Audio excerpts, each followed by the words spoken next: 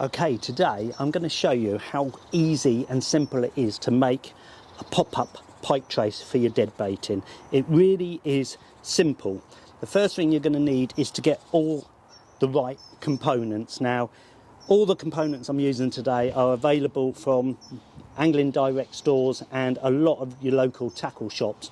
What I would say is just phone your local tackle shop to see if we supply them. We are trying to supply all our components into as many shops as we can, but as I said, Angling Direct will have most, if not all, of these components. But just just have a quick call. You can go on the website, you can see the web address there, just check it out, and there is a page there that shows where we stock these. So first thing you're going to need is some wire. I'm using, as I normally do for my pike fishing, just 7-strand 40-pound wire, and I've cut this to 23 inches. Now, the reason I've cut it to 23 inches is I'm going to lose about 3 inches once I've actually secured the trebles on there. Your foam ball and your swivel. So 23 inches, and this should bring that trace down to about 19 inches. Now, please check your rules of your club before you start casting out a 18 inch trace, because a lot of clubs do say you have to have a 24 inch trace. If that's the case, what I would do is on an 19 inch pop-up trace is then use what we call an up trace, which I have actually showed and featured in a video I did down on the Avon last year. So if you want to know what an up trace is, please go and have a check at that old video. Whilst you're there, please hit the subscribe button, but I will show you how to make these in a later date. So here we've got 23 inches of 7-strand wire. Cut these down to size using some good wire cutters. Again, all the tools I'm using are available from PikePro. So first job is to simply pick a poly ball.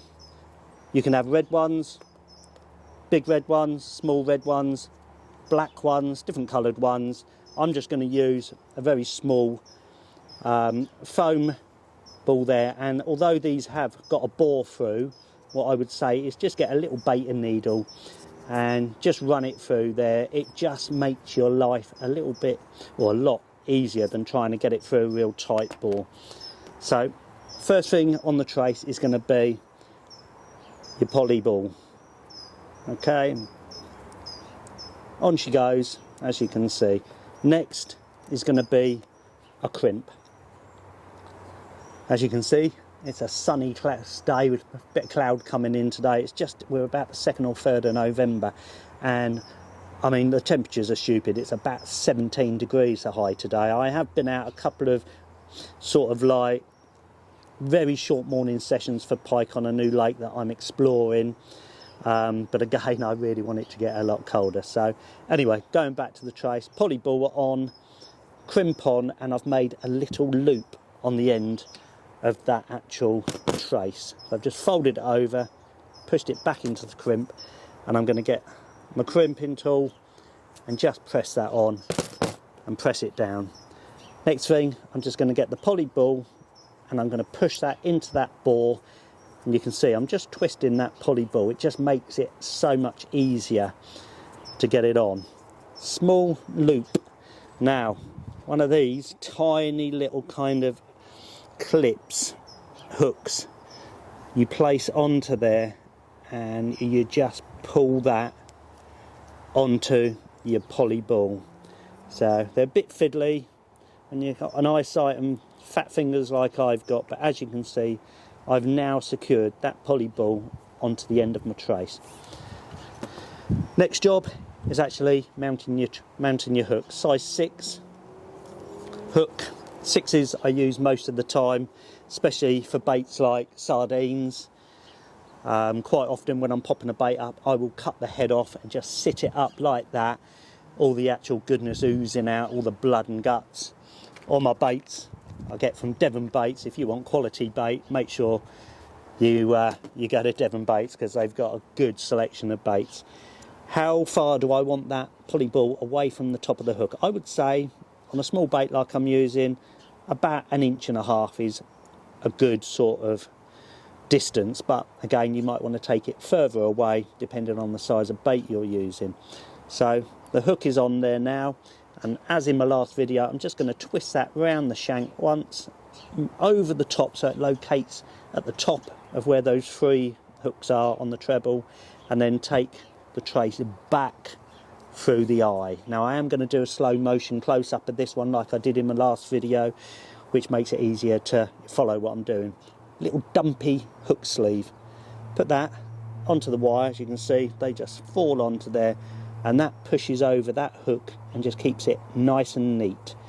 Find where your barbed hook is and add a little bait flag. The bait flag, as I said, is really good because when you're unhooking a pike, it tells you where the hook is that could do you some serious damage. Okay, so first hook's mounted on with the poly ball above. Next job, second hook. Take your size 6 treble, put it down, and again I like to make this about 2.5 inches between point to point, I would say. So about that. Obviously you might want to go a little bit further apart on a big bait, or even tighter if you're using a small bait, but a good length is about 2.5 inches, 2 inches, 2.5 inches. And again, just like the first hook, I'm just going to wrap that wire round over the hooks and then through the eye again. Put it tight, you'll hear that just click down, fall into place. Another little dumpy sleeve, on it goes, that comes down, covers your hook, nice and neat, and on again. Find your treble, your barbed hook on your treble, and place your bait flag on there. Now a customer did say try and line your barbed hooks up, because when they go in a fish it's not twisting the wire, so when your bait defrosts, it doesn't like twist and break that hook hold. So very good little comment that was. Thank you very much for the angler that sent that in. Just line those 2 barbed hooks up so you don't have to twist the trace. And another comment was, do I have to use these covers or can I use heat shrink tubing? Of course you can. If you prefer to use your shrink tubing, then please go ahead and do it. Just take your bait flags off before you get your heat gun out. So there I have my 2 hooks and my pop-up poly ball mounted. Last job is one of these tapered sleeves. On it goes, crimp, then you swivel, fold the wire over.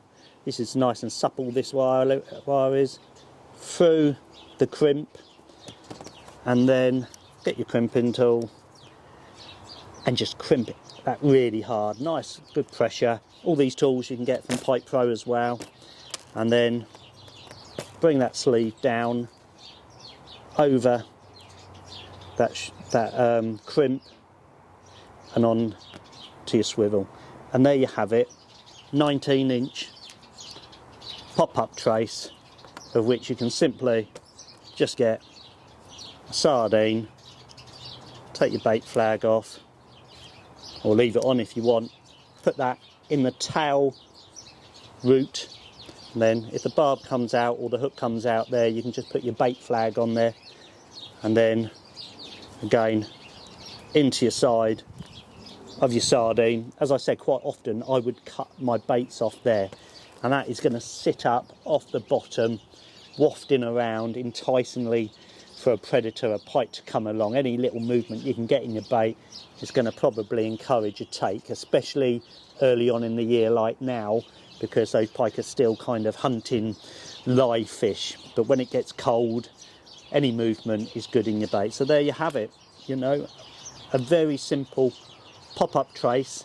I am going to show you how to make a hinge rig so that bait pops up literally off the bottom, because if you're been told, or your club says 22 inches, 24 inches, and I can remember fishing at Frensham and I didn't want the bait right up in shallow water, I wanted it down on the deck.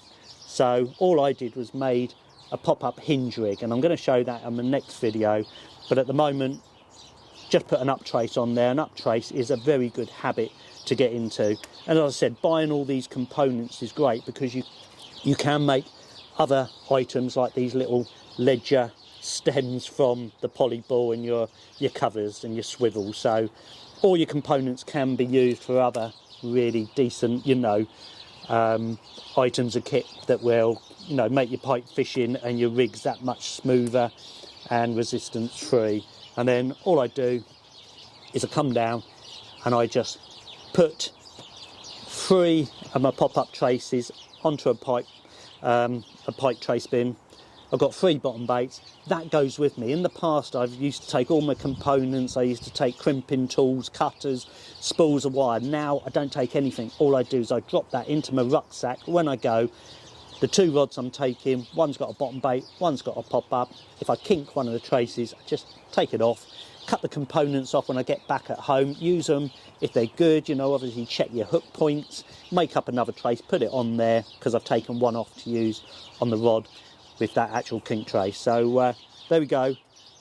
Very, very simple to make up your perfect pike pop-up trace this winter.